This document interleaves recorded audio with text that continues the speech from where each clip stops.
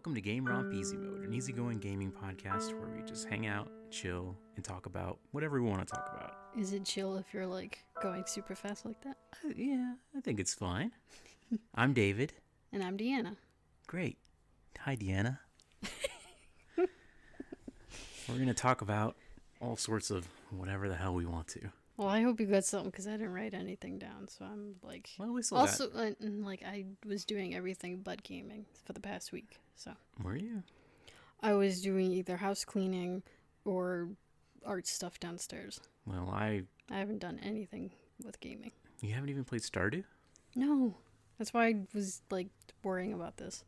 Wow. Well, we can talk about like other stuff, but like I have been playing games. Okay, fine. We'll talk about your... Oh, although I could bring up the Pokemon Go fiasco. Sure, but let's start with what we've been playing. And since apparently you didn't play anything, I'll just say what I've been playing. Okay. So, I have been playing, I guess, not as much Unicorn Overlord, and still a little bit of Fallout 76. I've gotten to the point in 76 where I'm just like, do I really want to do all this crap over again? So I tried going to my high-level character, because I think I was like under level 20 on my new character. And then I'm like, I want to see what my high level's like. And yeah, the game gets bonkers easy. Like, wait, I thought it was already bonkers easy. In like the resource management way, but you still had to like be careful, like not to get like, don't just run into a group of enemies and die, right? But my high level character has like the power armor, and it has like a laser minigun. And the laser minigun, every time you hit something with it, it restores 6% of your HP. Every time you hit? It hits something, yeah. Not even just kill, just hit. Hit. Jesus. And that's probably fine for like a slow weapon, like a revolver or a single shot rifle. The laser is constant, right? A laser Gatling gun, that's like multiple shots per second. So I was just like in my power armor shooting these lasers, and like it would just I basically never had less than like 99% HP. That's ridiculous. So yeah, the end game. So it's game. like stupid baby easy still. Yeah, maybe it's just my build, but like it's not even that like amazing of a build. It's just it's pretty You easy. haven't been trying to like min-max stuff or watch videos about how to do a like invincibility mode or anything? No, the power armor itself already reduces like how much damage you take. Obviously. And then the vampire's legendary effect is the one that gives you 6% HP back on hit. And that's just like stuff in the game. You don't really have to think too hard about putting those two together. Now, they're supposed to be sending out an update about this at some point, right? Because the whole Fallout TV show thing. They do already have some TV show stuff in it, like cosmetic stuff. And like you can get like a squire to be at your house, and you put down that big ass backpack. And then this squire dude shows up. It's not anybody from the show, and he basically helps you repair your armor better, but he's not really that useful, except unless maybe you're like a low-level player. But yeah, it's a little underwhelming, but I mean, whatever. It's because I'm just wondering if they're gonna send out an update, if an update would fix this whole stupid baby easy No, mode. I think most players like it. But then there's no challenge. I mean, you played it a little bit, and you had like 500 handgun bullets or whatever. How did you find it? Clearly I was bored to tears because I haven't touched it since. Yeah, it's just... So why would other people want that? I don't know. Some people do like easy stuff. That reminds me of like Unicorn Overlord, for example, has 4 difficulties when you get it. It has story mode, normal mode, tactical, and expert. Now, you can guess which is like easy to hard, right? Yeah, story mode is easy. I played it on tactical thinking, I'll do expert later. And then they released an update where they're like, oh, we heard you that it's too easy, so we're releasing an extra difficulty mode when you beat the game. So I beat the game, and I tried it again on the unlockable difficulty mode, which is called True Zenorian. And it's basically like the hardest mode, and like it has some permadeath and limits items and etc. whatever. But it's still really not that hard. So it really makes me wonder who played this on story mode. Because normal is one thing, and I've even heard like regular reviewers playing it on normal, like, yeah, this is too easy. But like story mode? I mean, obviously no shade to the people that do and like it or whatever, and really just want to experience the story and the characters. But it just, yeah, it gets to the point where it's just too easy, and so it's like, what am I even doing? The game could be playing itself. Maybe if they want the story, but they almost want to speed run it. Yeah, maybe. It would be interesting to play it on story mode and see how, like, I guess I could give it a shot if you want to see. Like, I could try the story mode and see how bad I am at it still. That would be actually interesting to see. I mean, I doubt you'd even be that bad because it's really not that hard. Like, there's rules in the game, like don't send your armor knights against mages and watch out for archers if you're flying, etc. That's like easy The stuff. basics. Yeah. I could give it a shot. I just can't make promises that I'm going to stay with the whole story through. That's fine. I mean, it's a long game. Yeah, that's the thing with me. Like, okay, this is going to be silly and all, but like, oddly enough, I'm not a huge fan of when games start getting into like 30, 40 hours or the super stories. Like, I like this, I can like a story, but again, yes, if it's 30 or 40 hours, I'm going to be like, dude, I don't want to waste this much of my time. But then, like, oddly enough, I'll play a game like RimWorld or, I mean, Stardew Valley might have some sort of end game to it, but you could also play it endlessly if you really wanted to. And I'll play those games for, like, I don't know, what's the last count of my RimWorld? Like, almost 700 hours. Yeah. But wow. the thing is that, like, I'm constantly starting new games. I've never, like, been in one RimWorld game for 10 years or something. I'll play to a certain point and then I'm like, I want to start a new one again. So it's like, yeah, I'll play for hours and stuff, but it's not the same game. Yeah, and there's some Does games. that make sense? There are some games that are like based around that kind of gameplay style, like roguelikes, Mm. like Vampire Survivor, kind of. Like you start a new character every time, but every time you play, it's slightly different. And you could almost say that RimWorld would be that, like, because you never know what random stuff is going to happen, right? Yeah, that's the fun part. That's why it's, the story generator type Yeah. of game is what I enjoy. And you get that a lot in like in those roguelikes or like a game like Monster Train, I think it was called. And it's just basically every time you start a new run, you're like building up your little monsters and building a team to go together. Oh, is that the, like, side view of the railroad car and there's, like, multiple levels or something? Yeah. Okay, I vaguely remember that. It was fun. I liked it. I mean, I only played it because it was on Xbox Live, but is that what that's? No, not Xbox Live. Game Pass. Game Pass, right? Sorry, I don't even have that currently, so I forget the name of it. But yeah, games like that, or even what's that other one we played a little bit of? With the little dude that walks around the black area, and then eventually like the skeleton guy pops up. Oh god, hi. The fuck? You played this too. It's the little dude, and he's walking around like this, right? He's a tiny little sprite, and then he gets into an encounter with Luke slimes. Hero. That's it. Oh, okay, yeah, that was a pretty good game. But again, like, I enjoyed that the runs would be new each time, but I've never, I beat, like, the first, I guess you would call it a mini boss. It wasn't like, what do you think? Would you call that a mini boss or, like, the first big boss? I would call that the first boss, because then the second time you run with the second boss, things change and it's a different boss. Okay, that's fair. I never got past the second boss. I might have seen it. I don't remember. It's been a while. I don't remember what the second boss was either. I know I've gotten to the final boss where it's like, you beat the first 3 bosses, now here's the final boss, but guess what? You have to beat the first 3 bosses in the same run to get to the final boss. And I was just like, oh god, I can't do this anymore. See, I might have seen the second boss and that's literally it. And then I stopped playing. This is why I was like, I don't know if I can do this podcast because I don't finish games. Well, I mean, you play a lot of indie games though. So I guess. I like games where I put like hundreds of hours into them. And I'm going to be the complete opposite and be like, yeah, I'll put like 5 hours in a game and then stop playing it because I got bored or something. Yeah, exactly. Like, okay, you said you put 700 into RimWorld. I think I have about that, if not more. Okay, more if you probably combine Monster Hunter Rise and Monster Hunter World. But like, those are games that I just play for hours and hours and hours too. Or Fallout 4 especially, with the mods.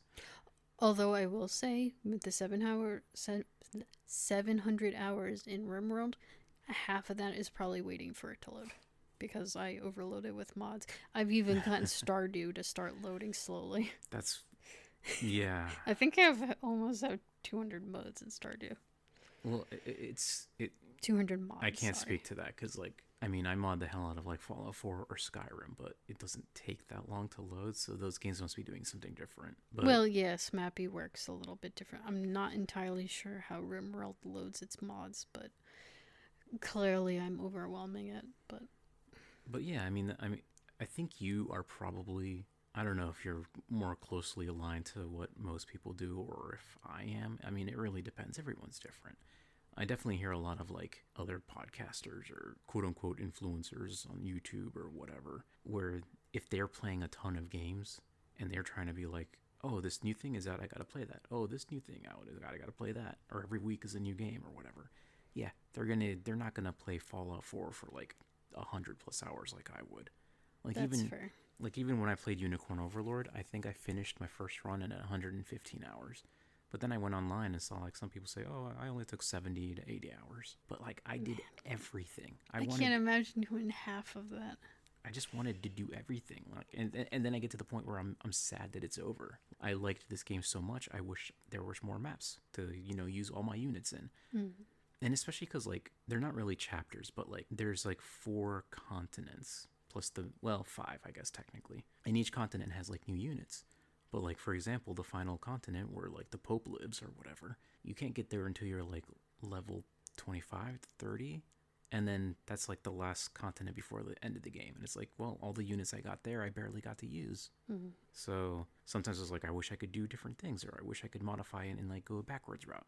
One of the most interesting mods I've seen for Fire Emblem Engage, for example, is called reverse recruitment. So normally in a Fire Emblem game, you would start like, oh, you get your hero, and then he has his retainers, and he meets this knight, and then he meets this lady, and then he meets this guy, and everyone joins up that way. Mm. But the reverse recruitment does it like, well, you're still meeting those in story, but you're getting the character that you would get way at the end of the game, and it's a reverse, so you get to play it with different characters and build them up differently.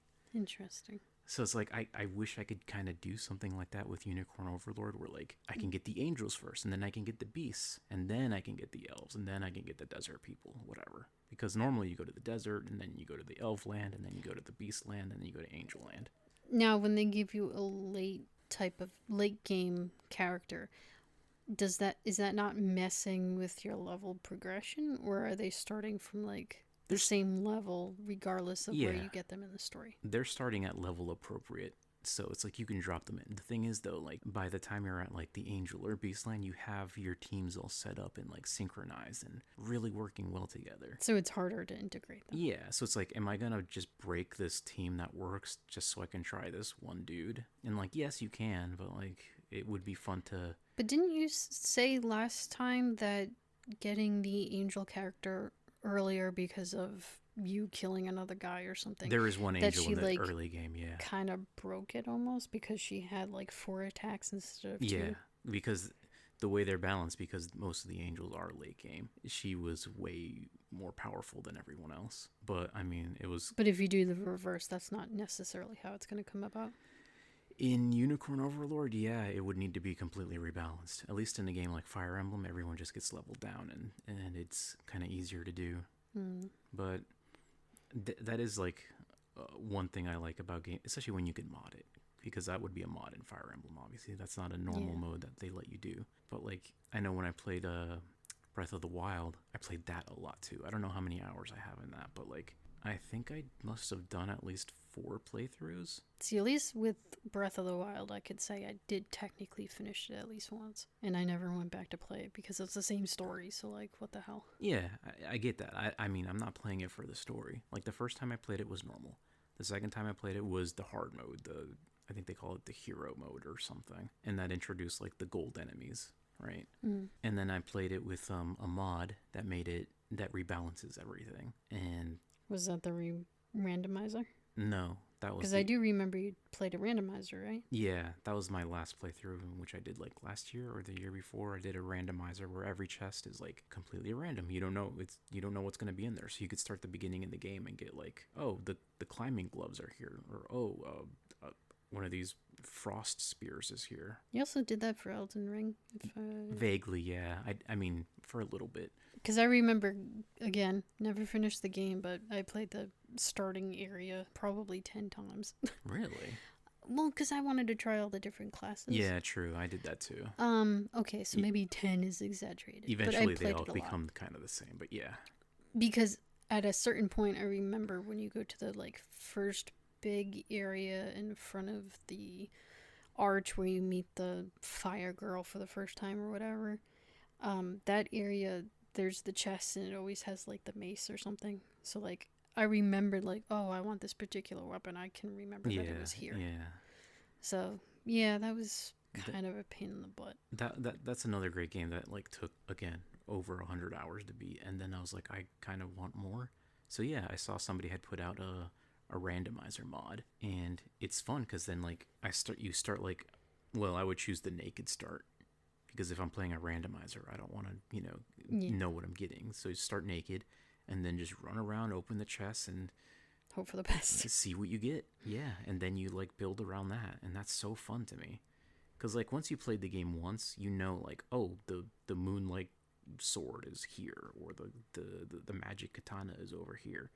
But if you got a randomizer, you don't know what's there. You don't know what you're going to get. Maybe you're going to get a late game item from this early chest. Yeah. And that's so fun to me. And that's another thing, like, yeah, in the starting areas, like, okay, I know this chest after starting this a third, fourth, fifth time. Yeah. I know this chest is going to have this mace. I never want to use the mace, so I never open up the chest. But then that kind of defeats the purpose of wanting to, get that little, I guess you'd say, a dopamine hit for opening a new chest. Yeah. So. I mean, that was basically, that's something that game did so damn well, where like exploring was fun because there were so many just treasures everywhere and everything felt so impactful. Like, sure, this chest has a sword, but this sword handles way different than this other sword. There's a lot of games that are big open worlds and they have like nothing. Like, oh, you clear this map marker, that gives you XP. Elden Ring didn't care about that. It's like, no, you're gonna have this chest has a whip, this chest has a spell, this whip or this chest has like this summon. There's so many different things to just uncover and play with. So like the exploration was rewarded with just new ways to play the game, and I love that. That's one of the things I kind of like about Fallout as well. Is like when I go to somewhere new, like maybe I'm gonna find a bunch of junk that will be like, oh, now I can build this, or maybe this enemy has a new weapon that I've never used before, or in this playthrough anyways. And because they have like the legendary systems, like, oh, this gun will also do this other status effect or whatever. So like those little random elements are really fun. And that's kind of another thing, like I guess Breath of the Wild also did that, at least in the first playthrough, where like you kind of don't know what is going to be in the chests, but eventually, especially in the vanilla game, like most of the chests don't have that much that are useful in them. So that's why it's kind of fun to have the randomizer, because at least then like, well, this chest in the underwater just has some rubies or has like an amber piece or something. It's like, but if it's random, then who knows? Maybe it's a new piece of armor, or maybe it's a really high-end sword or spear or something, and that's fun. See, that's another thing. Like, I don't necessarily mind the idea of a randomizer, because obviously you don't want to know beforehand, if you play multiple times, what is in this chest exactly. But on the other hand, I would also worry if they don't rebalance it so that, like, oh, you're going through this beginning or middle stage area, and suddenly, like, I don't know if they do this, but say, for example, you go through the chest and it's like, oh, it's a Master Sword suddenly, and it has all these extra stats. It's like, maybe if it was like the Master Sword, but at the same level of the items that you would be currently holding, Yeah. instead of suddenly, oh, I got this late game weapon and I'm just gonna fucking demolish everything in my way. Yeah, I think the randomizer does treat. Oh, I forget if it does or not, but I'm pretty Which, sure. like, I understand if a modder is at the beginning of learning how to mod and they don't know how to randomize things while there's fixing the stats. That makes there are sense. certain chests and certain loot that they'll look out for, or like one of the options, for example, is making it so that certain chests, like in Breath of the Wild, one of the dungeons, or three of the dungeons, I think, have chests that include the climbing gear, for example, right? So they're like, okay, if you want, the randomizer won't affect chests that have one-time clothing like that, because you can't find those anywhere else. So you can turn that on, and you'll know whenever I go to this chest, it'll still have that one thing. But they also have it so it's just complete chaos, and it's like, no, it counts as a random roll when you open that chest. It counts as a random roll when you pull out the sword. Maybe when you pull out the Master Sword, it's a piece of chicken. Yeah. Okay, that's silly. And that's fun. Like, I feel like, okay, I get opening up a chest and anything could be in there. But if you're literally pulling out the Master Sword, it should probably be the Master Sword. Yeah, I mean, I don't remember if that's actually a thing that can happen. Like, or you not, pull out the Master Sword, poof, it's suddenly an apple. But there's definitely, yeah, like quest rewards can be changed up and stuff. And again, this is something you wouldn't do on a first playthrough. This is something for replaying to just experience the goofiness of it. But yeah, I love that kind of thing. So I believe I didn't go over this too much last time, assuming you're finished. Yeah, that's fine. And by the time, if when this ever comes out in the future, this is going to be super old late news. All this, yeah. Is Unfortunately. No one's listening to this yet. No. I don't know if you've probably noticed I haven't opened up Pokemon Go because I uninstalled it. Oh, I didn't realize. That's kind of good. I guess. But yes, so Pokemon Go sent an update and they just absolutely trashed everyone's avatars.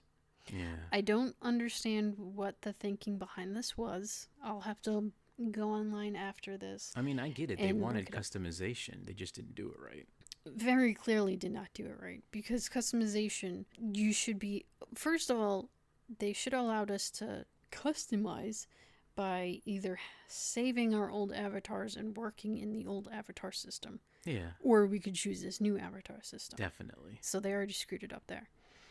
But on top of that, you don't choose a gender anymore, or you don't even choose a type. Like, I understand a lot of games are getting away from gender or sex. Yeah. Even Elden Ring was like type A or type B. And that's fine. I don't care about type A, type B. It's all the same to me. But this one is just one default setting. Yeah. And it's neither masculine or feminine. You know who else does that? Saints Row. But they still make the genders or whatever distinct. Yeah. Like, if you want to play some feminine traits with a boxy body, then fine. I'll choose that. But the way they implemented this was everyone has a boxy body, even if you go with, like, the waist slider, if you will. And the proportions are off for both masculine and feminine people. Yeah, it's bad. Everyone looks lanky as shit. Like, suddenly our body is 50%. That's not how the human body works. You know, I wonder, generally. I don't know where they got the models for, like, the original game or this new update, but it feels like, I guess they hired somebody to do the original, models for the characters. And it's been years, so they're like, well, we got to hire someone new to make this customizable thing, and they just hired someone that has no concept of how human anatomy is. Or they just were rushed, or I don't know what the answer is there, but... The thing is if they did rush whoever they brought on for this project, that also doesn't make sense because no one was looking forward to this. Yeah, that I'm true. aware of. None of the comments that I've seen were like, yeah, I wasn't looking towards customization to begin with. Yeah. So they should have taken as much fucking time as they needed. I saw somebody say, like, oh, I'm glad I can make myself really fat like I am in real life or whatever. And, that's great. But they also said, like, but even still, like, I look like I have boobs and this is not right or whatever. So it's like, it's good that you can customize now, but it's still, even for people like that, they're like, it's still ugly. Yeah. And here's another thing, because you brought up the Saints Row earlier. When you increased your bust size, I'll try and not be too vulgar with this section.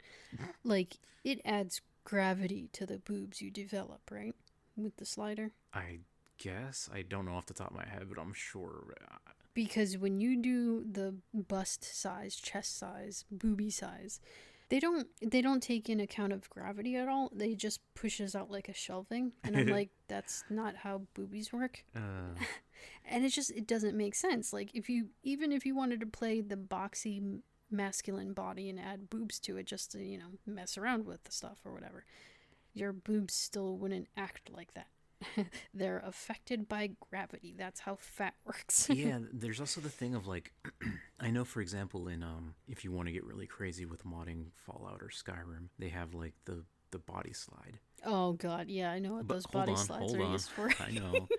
It can be crazy, but for most people, they just use it as, like, they can affect, like, especially if you download a bunch of modded, like, armors or clothing. That way you can make sure that they fit your character, and they're not like, this horny guy made this outfit for his favorite character or whatever, but his favorite character has like tits the size of I don't know, a couple pumpkins or whatever.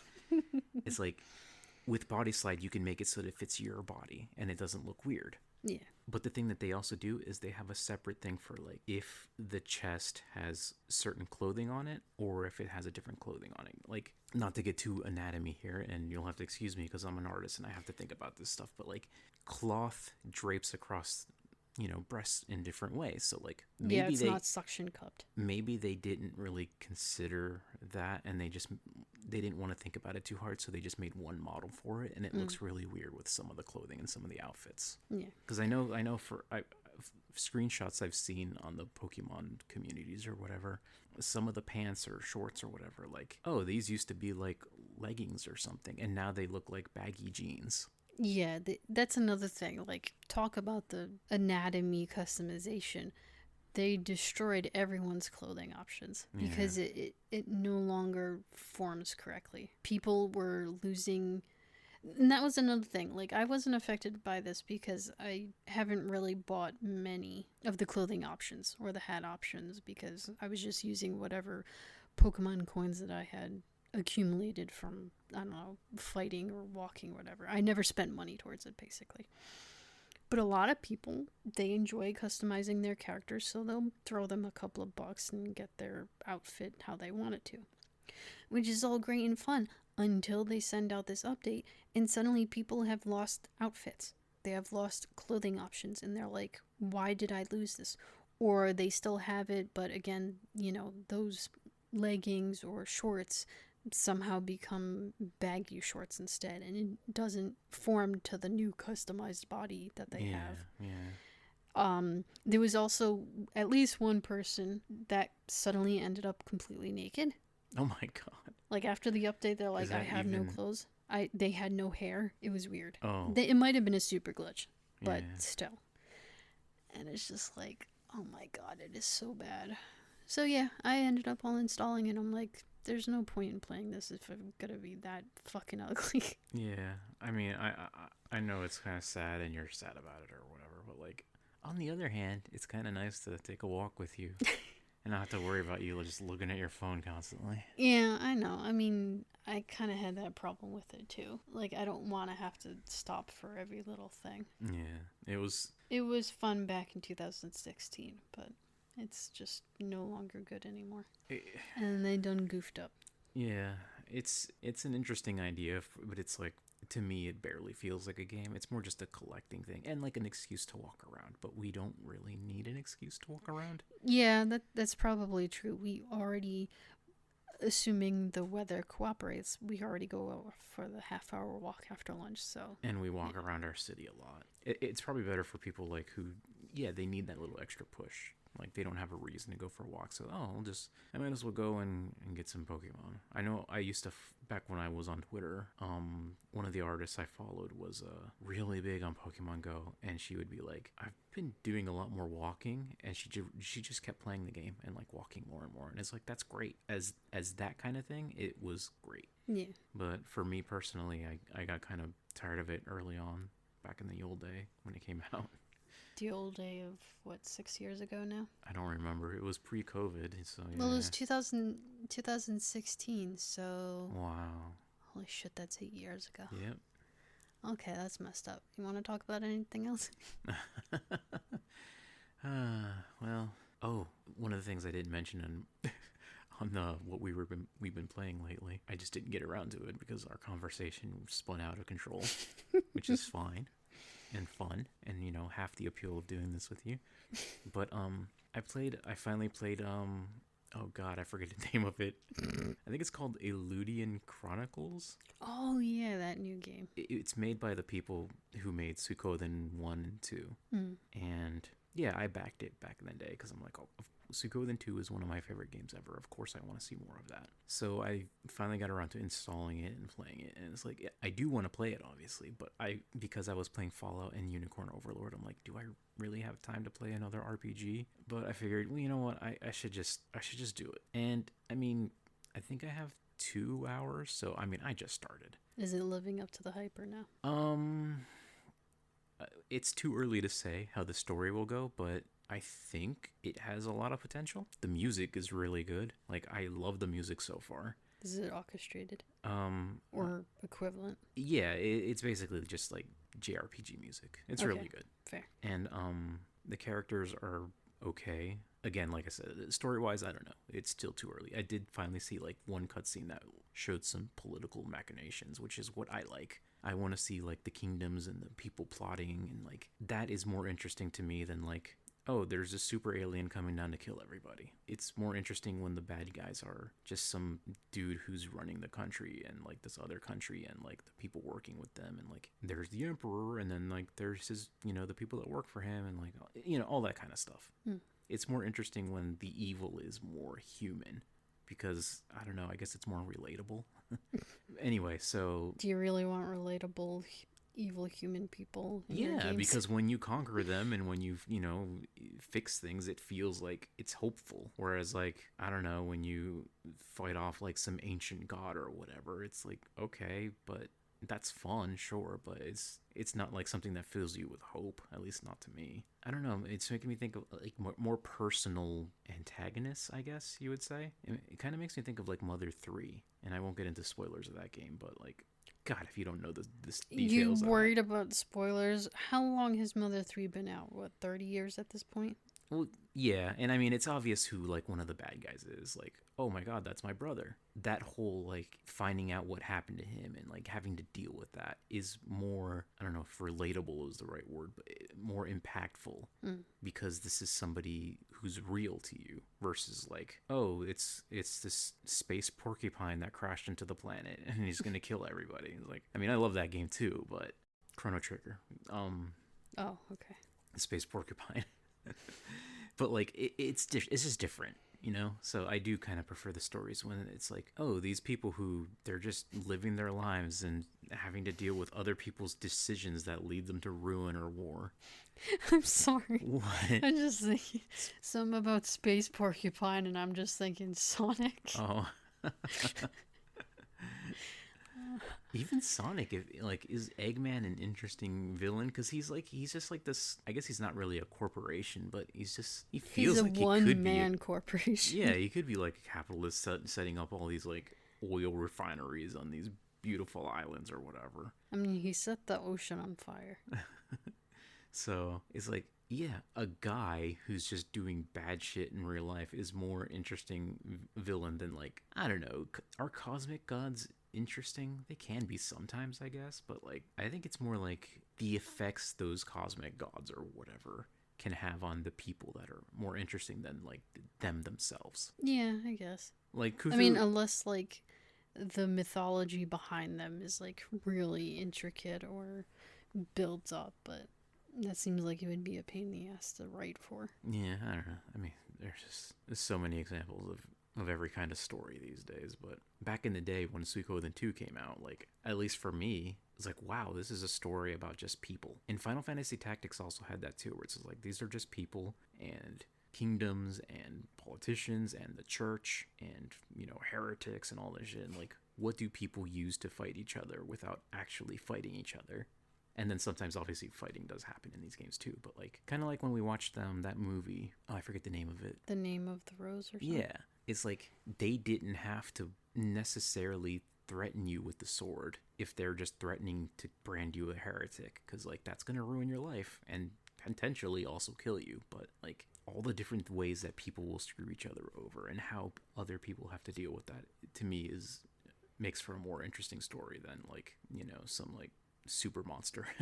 Like, I get that, but I can also see on the other side that, like, because that stuff happens in real life way too fucking often, that some people would be like, look, I don't want to have to deal with all this religious fanaticism stuff that gets people killed in this story. I just want some crazy outside god force, alien force thing, alien porcupine to, like, come down and create all this chaos, and because that's something that doesn't happen in real life. I guess that's fair. One of the other games I really liked that had that kind of thing was Control, where it's like, oh, you go to this building in New York and it's basically unnoticeable by most people, but if whatever's in there wants you to know it's there, you can see it and go in. And then inside there's like all sorts of weird stuff happening and weird phenomenons and like other.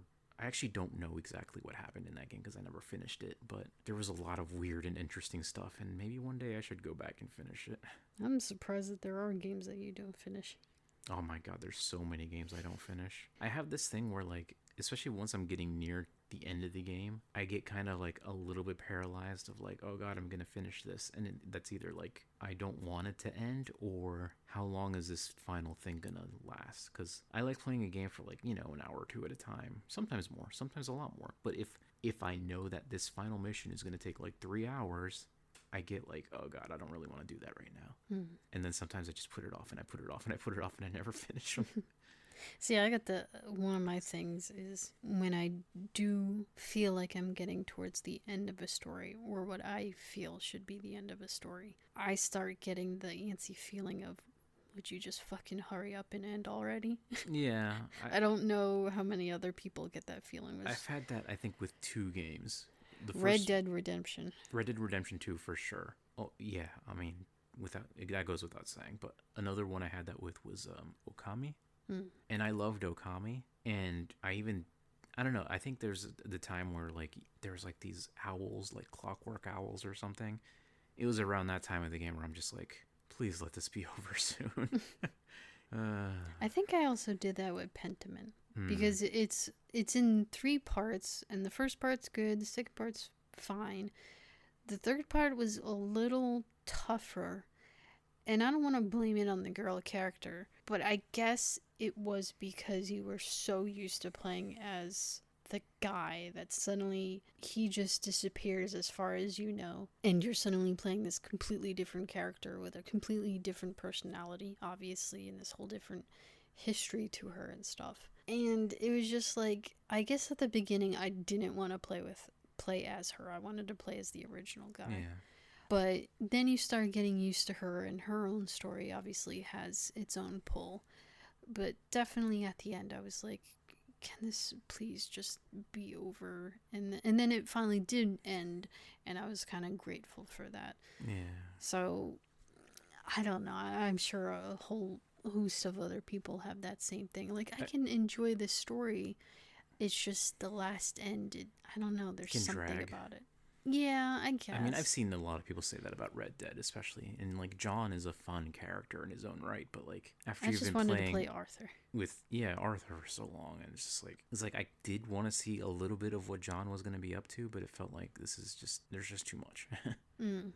Honestly, I think if I'm remembering correctly, because it's been years at this point, I almost wanted to see more about Uncle than I cared about John. Because Uncle was just like Was he an alcoholic? It probably Maybe. Was. He just seemed a little bit more chaotic or weird about how he did things. Whereas John was just like very a normal serious. dude. Yeah. It's like, whatever. I just want to see what kind of crazy hijinks Uncle gets up to. But yeah, after losing Arthur, it was just like, I don't want to continue the story. Arthur was the end of that story. Well, that's the thing. For a lot of people, it wasn't, because like they played as John in the first game. So this was like, oh, we get to see. Not only did you get to see John in like the beginning of the game when you played as Arthur, but like then you get to see like, oh, this is how we ended up in this house or whatever. Wait, I thought you played as the kid in the first Red Dead. I'm gonna spoil it for you because I know you're never gonna play it. But in the first game, you play as John for the most part. And just like Red Dead 2, eventually John bites the bucket, and then you play as his kid. Oh, gotcha. But you only play as his kid basically at the end of the game. So they did the same basic story setup as in both games. You play most of it as one character, they fucking croak, and then you play as some random one for a little bit. Yeah, I think it's a lot less in the first game. I've never actually played it. I've seen a Let's Play of it, but I don't think I forget the kid's name, but I don't think his section is nearly as long as John's. But yeah, it's interesting how. Do you think they'll go for a third time? I don't know. I mean, there's no way they wouldn't make another Red Dead, but it's just a matter of, is it going to be the same characters or is it just going to be other characters? I think it has to be other characters at this point, unless you're going to do like a prequel and like. This time you play as Uncle and find out why he has lumbago or whatever. Did Dutch end up dying in? Dutch is in the first game, so he's an antagonist in the first game. Okay, maybe they could make a game where you play as Dutch and you finally make it to Tahiti. That's not gonna happen. Oh, does he die? Yeah. I don't remember. Well, no, because Dutch dies in Red Dead Redemption 1. Oh, okay. Well, maybe you Along can play a prequel as Dutch and you find out why he has such a fucking hard-on for getting to Tahiti. I think he just needed an excuse to do what he was doing, and that was like the paradise at the end of the tunnel that he would use to convince everyone else. Like, part of me thinks he didn't even really want to go there. That's just like, guys, trust me, keep going with my plan, and it's going to be great for you guys. Trust the plan, trust the plan. He was a really interesting... There was no plan. Really good character in that way, that like, especially in the beginning of the game, because like I never played Red Dead 1, so I was kind of hoping that like maybe Dutch can be snapped out of this. Like, I didn't know who was gonna live or die. I didn't know who showed up in the first game. Yeah, there was times where like, oh, what was the Mexican guy's name? I forget his name. Yeah, I think I know who you're talking about, but yeah, names I was escape like, me. I really liked him, especially in the early game. It's like, oh, this guy's great, and I was so disappointed to see him like align with Dutch. But like, you know, whatever. He's in the first game, so of course that's what happens. But going into it not knowing what is in the first game, it was an interesting perspective. Anyway, yeah, that was another great game. I was thinking of something and then it flew out of my head. That's another game that could be really good with mods. I don't know what kind of mods there are for it, but... Wasn't it kind of difficult to mod? Like, some games like Skyrim are intentionally made so that you can mod it easily. I don't know. Some things are harder. But I know when I replayed Red Dead 2, because I played it on the PS4, and then you bought it on PC, right? And then I'm like, I want to see what it's like on PC. And then I basically just played it as like a vacation simulator. Like, I did a little bit of the story, and then when you get to the river camp, I was like, this is as far as I'm going. Sean is still around. Lenny and everyone else that are still around. I'm just gonna go around the world and enjoy the nature and do the hunting. Lenny. That was the black guy, right? Yeah, Lenny's I remember, I mean, they probably played it up a little bit, but I remember enjoying Lenny, and then you get to town and they blow his brains out. It's like, what the hell? Well, there's so... Oh, I have to Most do of the that. people die in that game. No, I know, but ugh, God, I hate when video games or shows, and obviously they do it on purpose. They play up your favorite character and then they fucking kill him, and you're like, Yeah. why do you do this to me? For you. I could talk more and more and more, but I'm looking at the time and I'm like, oh, that's probably a good place to cut it. And we will figure out the outro some other time. Goodbye. See you next time. And today we'll end with Majula from Dark Souls 2.